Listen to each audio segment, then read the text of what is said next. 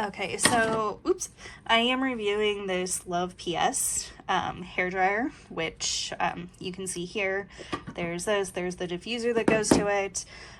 Just for reference, I'm comparing it against my really old, like, I got this, like, at least 10 years ago, maybe even, like, 12 years ago from Walmart for, like, $5 or $10. My old Revlon one, which obviously you can tell it's old because, you know, everything's peeling off of it.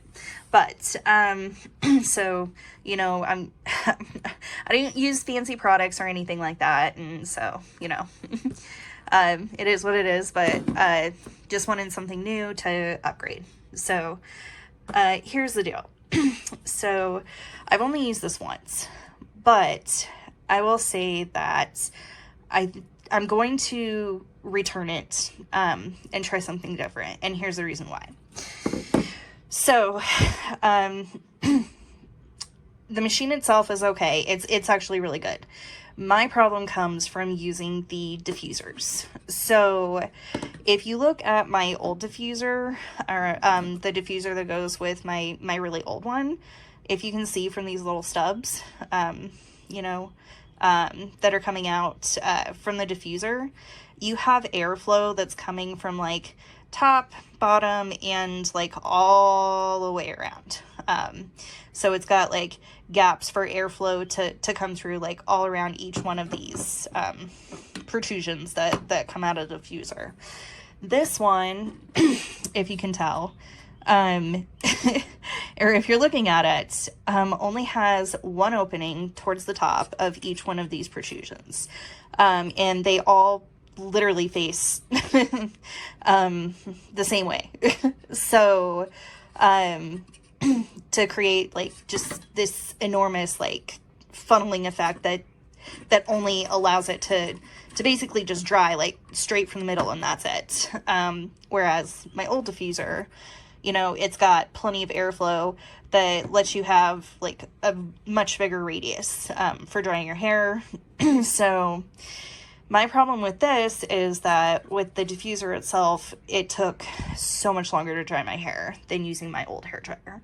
And so for that reason, you know, I'm going to return this and I'm going to try something different that has a different diffuser top, just because I think that's really, you know, for curly hair, this probably just isn't the best setup to use for a diffuser. So, the machine itself, I will give this, the machine itself, still a 5-star. And the reason being is because this one, even though it's, you know, I guess it has less functions than my old one. So if you can see, it's got the cold air, hot, low setting, hot, high setting. Whereas my old diffuser has, which you can't even see it like even the things have come off of it, for which is which. But this one has, if I remember correctly, this one is the heat or the settings. I just can't remember. But this one has a low and a high, a low, medium, and a high setting for the temperatures, and then it's got the